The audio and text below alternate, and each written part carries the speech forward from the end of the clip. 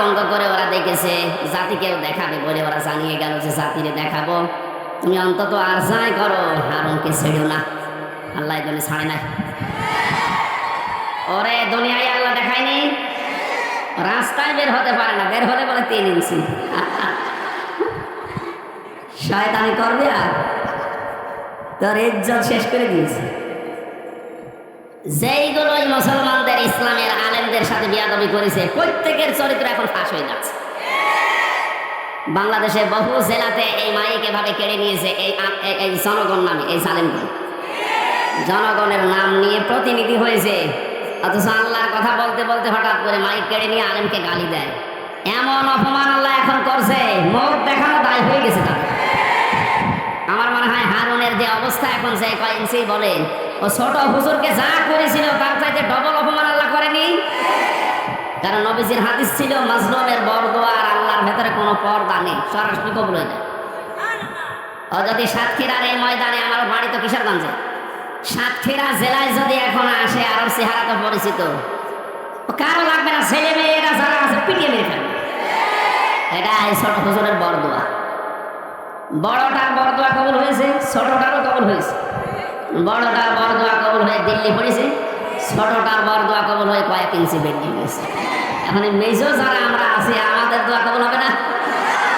যা করেছেন আমাদের সাথে আল্লাহ যেন ঠিক ওই রকম করে, তখন আপনি টের পাবেন কত অসহায় করে রেখেছিলেন মাটির নিচে। আমার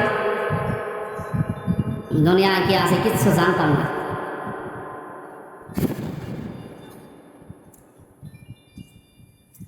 আমার ভাইরা,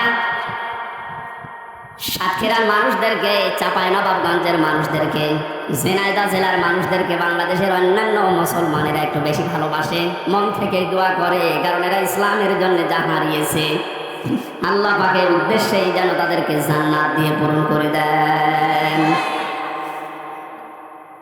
যে আল্লাহ আমাদেরকে কোরআনে কারিমের কিছু কথা শোনার জন্য, আমাদের জাতির পিতা ইব্রাহিম আলাইহিস সালামের জীবনী থেকে হক কথা শোনার জন্য ময়দানে নিয়ে আসলেন। দিনের বেলায় আমাদের কাজ ছিল, সব কাজ বাদ দিয়ে কোরআনের এই ময়দানে যিনি নিয়ে এসেছেন, বলেন আলহামদুলিল্লাহ।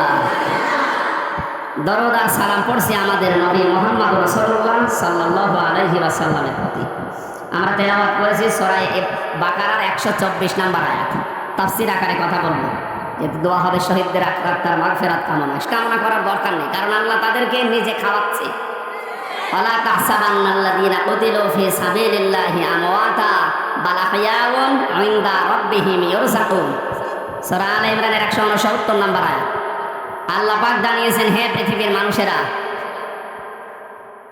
আমি আল্লাহ যাদেরকে শাহাদাতের মর্যাদা দিয়েছি এদেরকে মৃত ভাববা না, বলবা না তো বলবাই না। ওয়ালা তাকুলু লিমা ইউকতালু ফী সাবিলিল্লাহি আমওয়াত।